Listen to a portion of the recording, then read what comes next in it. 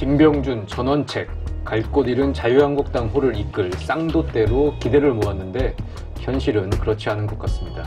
두 사람의 가는 방향이 다른 것 같기도 하고요. 갈 길이 더욱 모호해진 자유한국당 상황, 오늘 더정치에서 짚어보겠습니다. 지금 비상대책위원회 활동기한을 가지고 두 사람이 지금 충돌하는 모양새예요. 전원책 조강특위 위원은 내년 6, 7월까지 비상대책위원회 체제로 가야 된다.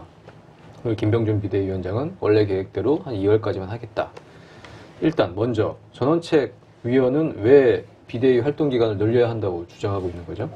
네, 당협위원장을 전부 새로 뽑기에는 일정이 너무 무리하다는 주장입니다. 네. 당무감사 등을 마치고 지역구 재정비 작업을 계속 진행해야 한다는 이유로 당초 내년 1, 2월 비대위 임기가 종료된 시점 이후로 예측됐던 전당대회 실시 시점을 빨라도 6, 7월, 늦게는 8월 이렇게까지 6, 7월이네요. 6, 7월로 연기해달라는 주장입니다. 이에 반해 의원들은 1년씩 가는 비대위가 어디 있느냐며 반발을 하고 있는데요. 드디어 이런 반발이 너무 커지자 김병준 비대위원장이 수습에 나섰습니다. 6일에는 초선 모임, 8일에는 재선 모임을 갖고 의원들에게 당초 비대위 스케줄대로 하겠다. 이건 2월 전당대회를 하겠다. 이렇게 다독였습니다. 비대위 쪽은 전당대회를 늦출 생각이 없습니다. 지금 예정보다 석 달 이상은 더 늦어지게 되는 건데 그럼 이제 의원들로부터 니네가 다 해먹자는 거냐 이런 얘기가 나올 수밖에 없는 상황이고요. 오늘은 김용태 사무총장이자 이제 조강특위 위원장이죠. 직접 나서서 기자들 앞에서 그동안 대내외에 검토했던 전당대회를 포함한 일정에 어떠한 변화도 있을 수 없음을 확인했다. 조강특위 역시 이러한 비대위 결정을 이행해야 한다는 점을 사무총장을 통해 분명히 전달하기로 했다. 이렇게 말을 했습니다. 그리고 조강특위의 구성원이 조강특위의 역할 범위를 벗어나는 언행에 각별히 주의해야 한다는 점도 전달하겠다. 이렇게 말을 했습니다. 경고를 한 거네요. 전원책 위원한테. 당원, 당규 뭐 이런 형식 논리에 따르면 비대위 말이 100번 옳은 얘기죠. 그런데 전원책 변호사가 이제 중앙일보 기자한테 한 얘기를 보면 2월이나 3월로 이렇게 전당대회 기한을 정하는 거는 이제 코미디다. 이렇게 순리대로 해야 된다. 뭐 죽어도 2월 이러고 얘기하면 그냥 차라리 죽어라. 그게 낫다. 그러니까 그렇게 해가지고 자유한국당이 살아나겠느냐 이제 이런 얘기를 하는 거고요. 그 전에도 전원책 변호사가 전당대회를 보수 야권 대통합 전당대회를 해야 한다 이런 얘기했던 거 기억나시죠? 그 논리적인 연장선에서 통합 전당대회를 해야 한다 이 얘기인 것이고요. 또 속내는 사실은 조직 강화 특위를 뭐 1월 중순까지 끝내는 건 못하겠다. 근데 좀 더 여기서 뭔가 자유한국당 혁신을 좀 제대로 해보겠다. 뭐 이런 의미라고 봐야 되겠죠.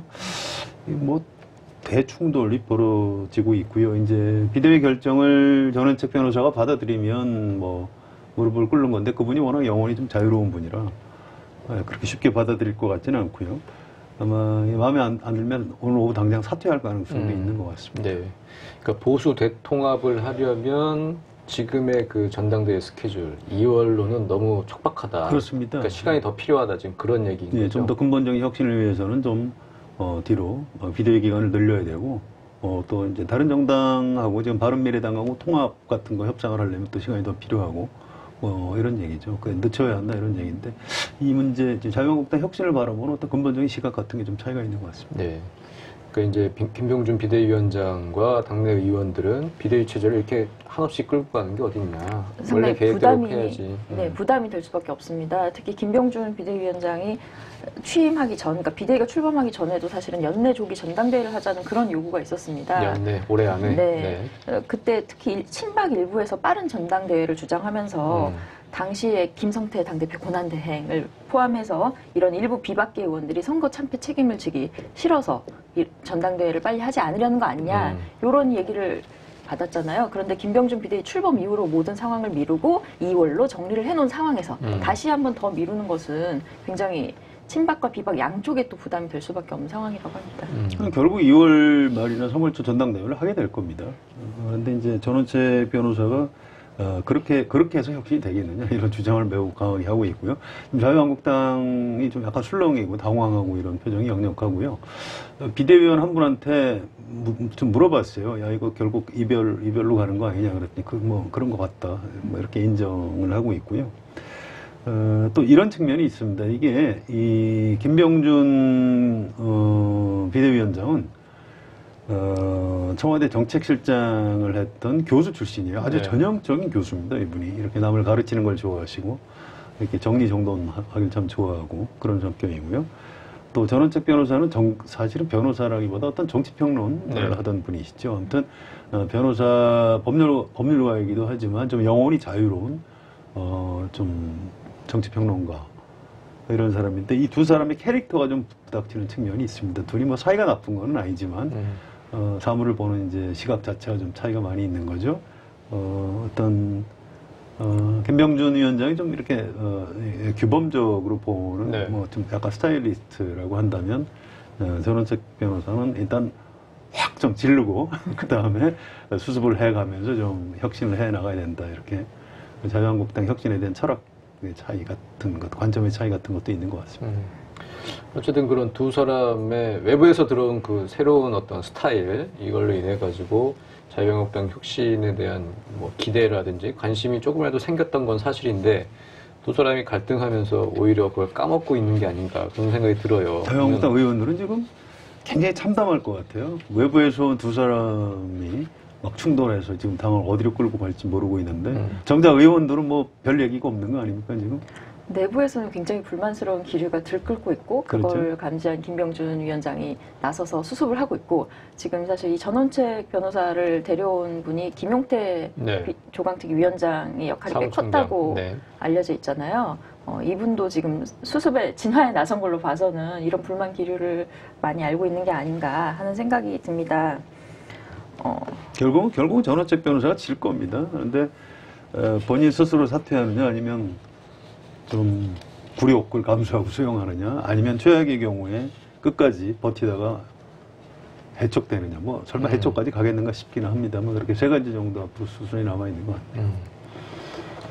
그 어쨌든 김용태 사무총장이 데리고 온 사람이고 어찌 보면 김병준 비대위가 혁신을 위해서 영입한 칼잡이일 수도 있는 건데 처음에는 둘이 이렇게까지 생각이 다르고 그럴 것 같지 않았는데 지금 왜 이렇게 점점 이렇게 다른 길을 가게 되는 거죠? 데려온 것은 김용태 사무총장이었고요. 김병준 비대위원장과 김용태 사무총장은 비대위에서 긴밀한 협의를 하고 있는 사이입니다. 김병준 위원장이 그렇게 마땅치 않아 했다는 얘기도 들리긴 하지만 또 이 얘기를 나눠보면 전원책 영입에 김병준도 어느 정도 동의했던 상황으로 보이거든요. 동의를 했겠죠. 네. 그런데 문제는 이제 컨트롤이 이 정도로 불가능할 줄은 몰랐다는 얘기가 좀 있는 것 같아요.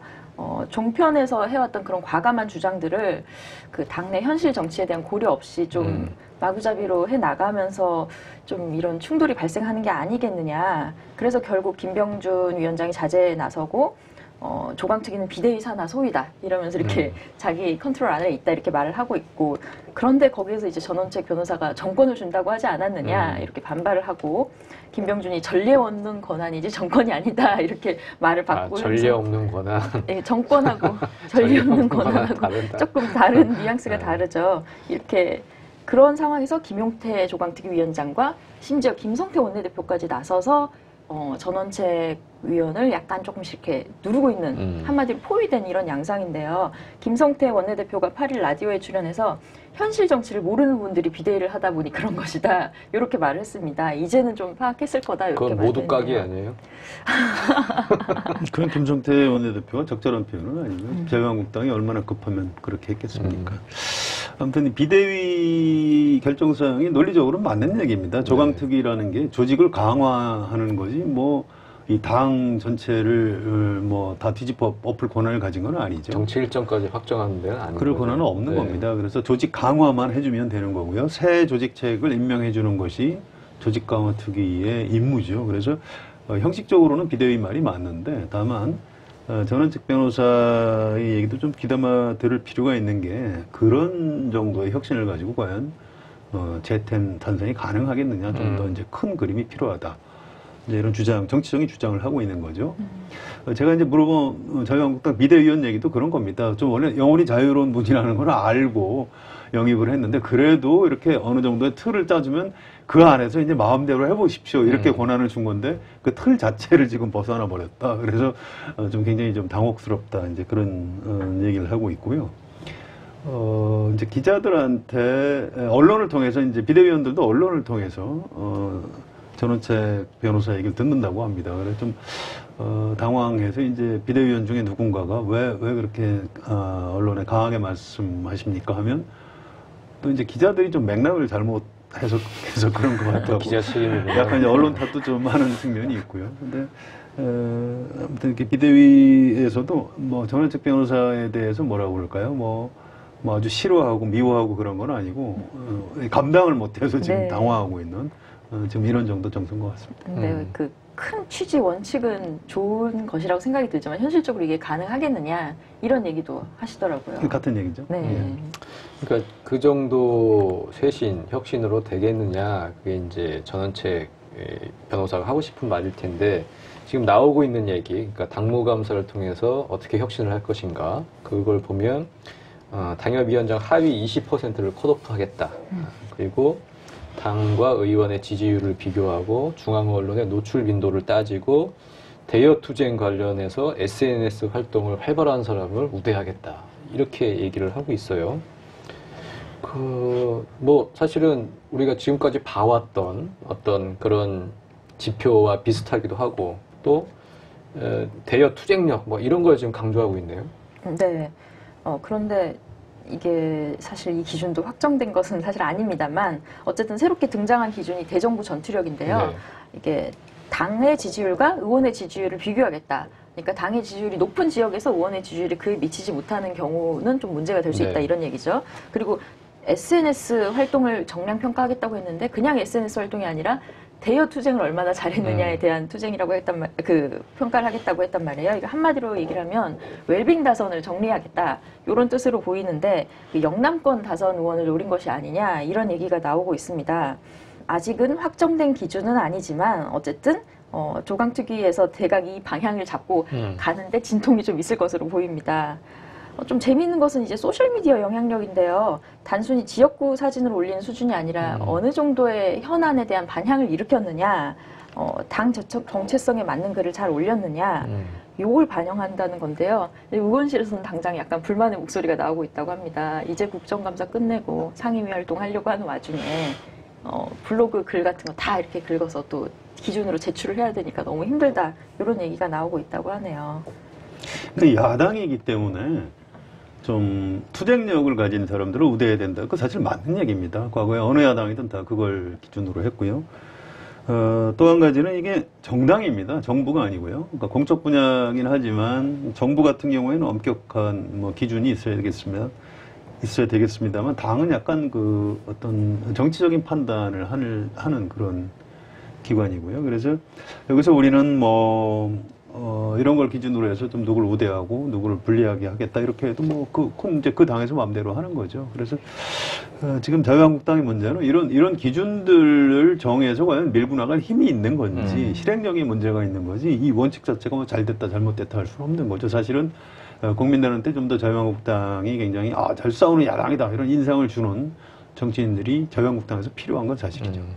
대여 투쟁 관련 SNS 활동 이런 전 딱 장제원, 김진태 의원 이런 사람 이름이 떠오르더라고요. 그런 분들이 높은 평가를 받을 가능성이 높죠. 네, 지금 모 의원님이 걱정을 하시는 게 이런 식으로 하게 되면 점점 더 너무 극단적인 목소리를 내는 사람들이 높은 점수를 받게 되는 거 아니냐. 이게 정량평가가 가능하냐. 그런 우려를 하시더라고요. 아무래도 SNS에서는 좀 더 극우적인, 좀 더 자극적인 주장을 하시는 분들이 더 인기를 끌잖아요.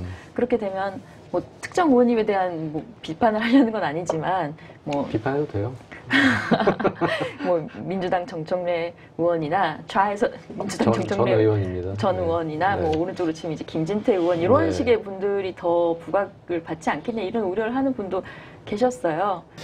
네, 지금 이게 당협위원장 물갈이, 조직 혁신 이런 게 결국은 당의 리더십을 선출하는 것과 이제 밀접하게 연관이 되어 있습니다. 당장 원내대표 경선이 다음 달 12월에 있습니다. 김성태 원내대표 후임을 선출해야 되는데 당내 의원들 경선이니까요. 벌써 선거운동이 시작됐을 것 같아요. 네. 누가 지금 열심히 좀 뛰고 있나요? 지금 가장 열심히 뛰고 있는 것은 강석호 의원입니다. 네. 뭐 강석호, 김하병, 유기준 의원 등의 이름이 나오고 있는데 강석호가 굉장히 유력한 상황으로 점쳐지는데요. 이게 김하경 의원이나 강석호 의원이 조금씩 색채는 달라도 같은 김무성계다 보니 교통정리가 될 거라는 예측이고요. 그 외에 또 이름이 나오는 것은 뭐 수도권에서 거론되는 것은 나경원, 신상진, 안상수 의원도 있고, 뭐 부울경에서는 김정훈, 유기준, 조경태 의원, 그리고 권성동 의원도 이렇게 있는데요. 사실 이분들에게 뭐 구체적 얘기가 나온다기보다는 거론, 하마평에 오르는 정도고요. 나경원 의원은 최근 집단지도 체제에 더 관심을 보이고 있고, 권성동은 강원랜드 채용비리 문제로 약간 조금 신경이 팔려있는 쪽이라서 아무래도 강석호 의원이 가장 유력하지 않겠느냐, 이런 얘기가 나오고 있습니다. 대구 경북 지역 신문 찾아보니까 김광림 의원도 김광림 의원도 안동계 의원. 근데 본인은 또 그렇게 생각 없으시다고 아무튼 지역에서 이제 말했다는데. 기대를 한다는 얘기죠. 우리 TK에서도 이제 원내대표 해야 된다 이제 이런 얘기고요. 재밌는 게 이제 주호영 의원 사선이죠, 대구에. 이분이 이른바 복당파인데 한때 이제 원내대표 이름에 나오다가 네. 지금은 그쪽에서 빠지고 전당대회에 출마하지 않겠느냐. 당대표. 예, 그렇습니다. 이제 그런 관측을 하고 있죠. 자유한국당 안에 이제 이른바 좀 지금 현재 주류라고 할 수 있는데 그분들한테 물어보면 강석호 의원 얘기를 많이 하고요. 이분이 얼마 전에 돌아가신 그 신성일 의원 조카, 신성일 영화배우 신성일 씨 조카. 강신성일. 예, 원래 강 씨죠. 예. 그래서 그분 조카고요. 또 이제 중동고 출신으로 김무성 전 대표하고 아주 가까운 사이고 영양, 영덕, 봉화울진 이 지역구 삼천 국회의원이고.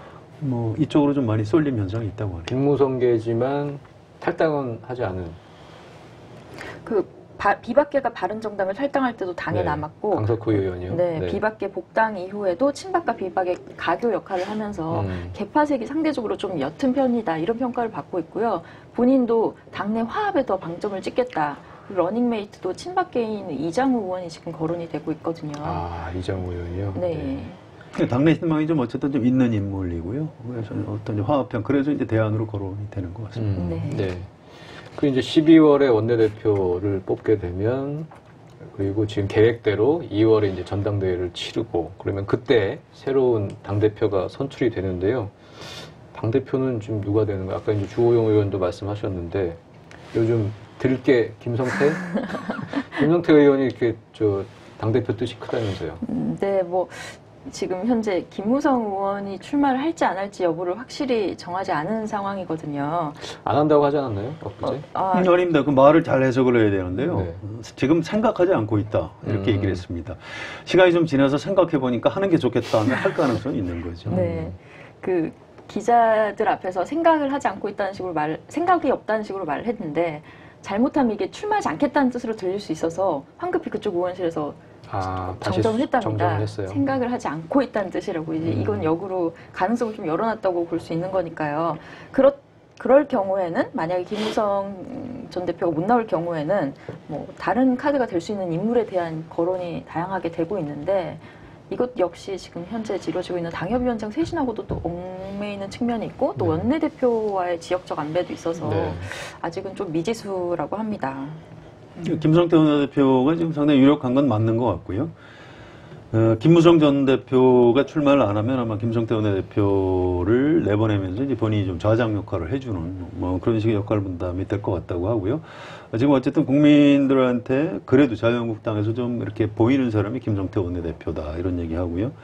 최근에 그 지만원 5.18 특위에서 지만원 씨 배제하는 바람에 이제 태극기 부대한테 집중 공격을 받고 있고요. 우리 정유영 기자가 이제 기사를 자세히 썼습니다만, 근데 이제 그런 어떤 합리적 보수라고 할까요? 태극기 부대를 또는 지만원 씨를 자유한국당이 어떻게 할 것인가를 가지고 끝까지 고민하면서 욕도 먹을 줄 아는 김성태.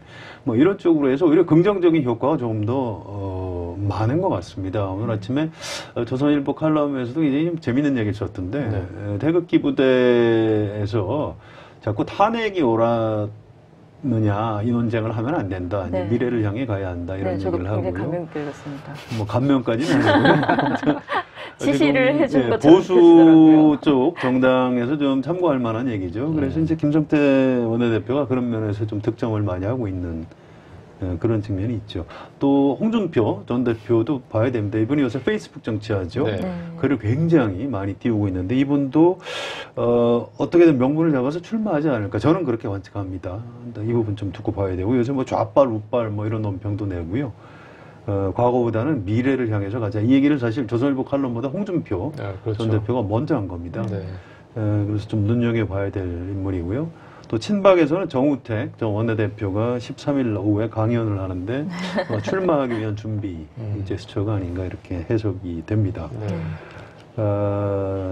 이제 친박 쪽에서는 원내대표 선거에서 유기준 정도를 이제 만들어 놓고 황교안을 황교안 전 총리를 이제 당대표로 해야 되는 것 아니냐 이런 시나리오를 갖고 있는데 이런 시나리오를 현실로 관철시킬 수 있을 만한 정치적인 힘은 없는 것 같아요. 저장인 서청원 의원이 지금 탈당한 상태고요. 아무튼 친박이 이제 어떻게 당내에서 힘을 발휘하느냐 이런 것들이 이제 전당대회 포인트가 될 것 같고요. 또 황교안 전 총리가 영입을 해줄 것 같지는 않은데 과연 뛰어들어서 상처를 입어가면서 전당대회를 치를 의지가 있는지 없는지 이것도 굉장히 중요한 관찰 포인트고요. 또 오세훈 전 서울시장 있죠. 네. 이분도 굉장히 관심을 많이 갖고 있습니다. 또 국회 부의장을 지낸 심재철 의원 전당대회 출마 가능성이 있고 그래서 아직은 12월 원내대표를 거치고 난 다음에 2월 말까지 시간이 많이 남아 있습니다. 그래서 자유한국당의 대표 내가 보수의 차기 주자다 이렇게 꿈을 꾸고 있는 사람들은 굉장히 숫자가 많은 편입니다. 네. 알겠습니다. 오늘 더정치에서 참 많은 분들의 이름이 나왔는데 요즘 자유한국당 상황을 보면 참 사람이 없다는 생각이 듭니다. 외부 영입 인사들이 들어와서 갈등만 증폭시키고 있는 것 같고요. 또 5.18 진상조사위원도 지금 구하지 못하고 있죠. 사람이 먼저고 사람이 자산인데 제1야당의 미래가 좀 걱정스럽습니다. 더정치 오늘 여기까지입니다. 감사합니다.